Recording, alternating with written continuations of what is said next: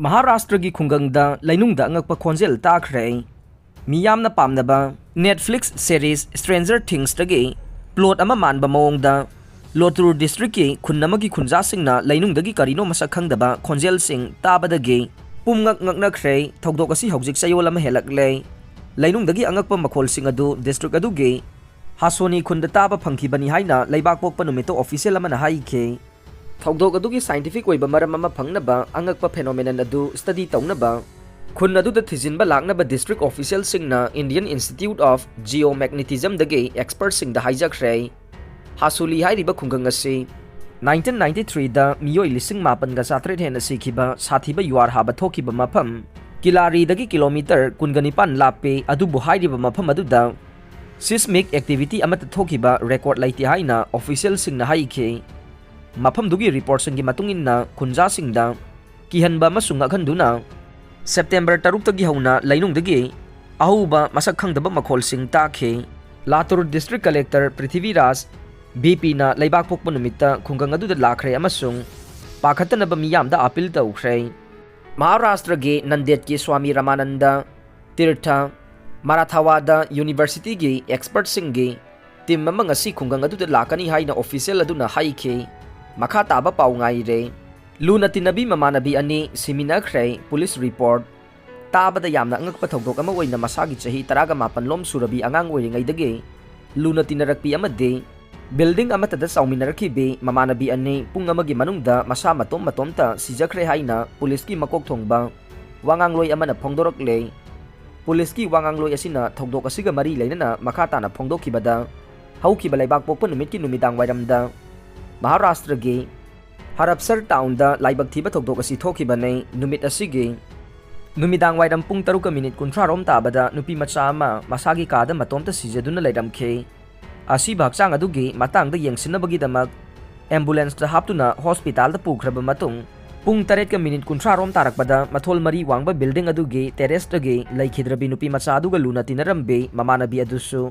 सोंगथरक्तुना मतोमता सिजखिबनी हाइरे मखोय अनिना सिजखिबगी मरम हौजिक फावबगी ओइनदि चपचाना खंगबा ngamdri amade suicide note अमता थेंगनखिबसु लैते सिंगननिंगाई ओइबा मिसी असिगी मतंगदा थिजिनबगी थबक चथबा हौख्रे हाइरे टीएमसी की वर्कर अमदे अटैक चथरकलबदे बीजेपी की वर्कर अनिदा अटैक चथगने तृणमूल कांग्रेस की वर्कर सिंग असि मखुत्ता खुजी अमदे मखोंगदा खोंजी सिदुना लैबा नत्ते मरम अदुना पार्टी असिगी वर्कर अमदा करिगुंबा बीजेपी ने अटैक चथरकलबदे बीजेपी की वर्कर अनिदा अटैक चथगनी हाइना वेस्ट बंगाल की मिनिस्टर उदयन गुहाना फोंदोरकले कोलकाता अमसुंग हौरादा पांथोकिबा बीजेपी की ओइबा पब्लिक रैली सिंग वायोलेंट ओइबा मवोंग अमदा ओंथोरक्रबा मतुंग कुछ बिहार डिस्ट्रिक्ट के दिनाहतादगे कारखिबा एमएलए सिना वाफम असि फोंदोखिबगा लोइनना मखाताना हाइखिबदा तृणमूल कांग्रेसना अतोपा पार्टी के वर्कर सिंगदा हानना खुद थाबगी थबक कैदौनुंगदा तौरोय अदुम ओइनमक पार्टी असिगी थौमीसिंगदा मरम चादना अटैक चथरकलबदे तृणमूल कांग्रेसना कैदौनुंगदा येंगदुना लैरोय मदुगी चपचाबा पाउखुम पीगनी हाइरे अमरोमदा मिनिस्टर असिगी वाफम असि तारबा मतुंग बीजेपी ना फोंदोखिबदा का हेनबा अकनबा वहाई वता सिजनदुना मियाम ममांगदा वांगांगबगी हैनबी असे तृणमूल कांग्रेस की लुसिंगबा ओइना लैरिबा सिंगी ईदा याउख्रबने मियाम ममांगदा फोंगना मी फुबगी वा फाउबा ngang ngamliba sinade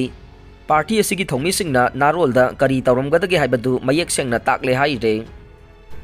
चाइना दा पिथोकिबा लम करमना लौसिनगने हाइबा ngambra राहुल गांधी कांग्रेस लीडर राहुल गांधी नंगारांग प्राइम मिनिस्टर नरेंद्र मोदी दा चाइना दा लम स्क्वायर किलोमीटर लिसिंग अमा पीखरे हाइना मराल सिदुना पिथोख्रबा इंडिया की लमदु मतौ करमना अमुक लौसिनगनी हाइबा संदोकना ताकपा ngamgadra हाइना हंगख्रे इंग 2020 गे अप्रैल थादा इंडियाना स्टेटस को थमनबा तौखिबा डिमांड अदु चाइनाना याखिदे हाइना सुमहाकना क्लेम तौखे ट्रुपसिंग लौथोकनबा अमसुंग फ्रिक्शन पॉइंट दगे मतम खरगी ओइना साखिबा इंफ्रास्ट्रक्चर थुगाइनख्रबा मतुंगदा इंडियन अमसुंग चाइनीज आर्मीना ईस्टर्न लद्दाख दा लैबा गोग्रा हॉट स्प्रिंग एरिया दा लैबा पेट्रोलिंग पॉइंट 15 दगे लानमी लौथोकनबगी चथगिबा जॉइंट वेरिफिकेशन अदुगी मतंगदा गांधी ने अटैक तौखे अरोइबदा ताबिरिबा पुमनमकपु थागतसरे।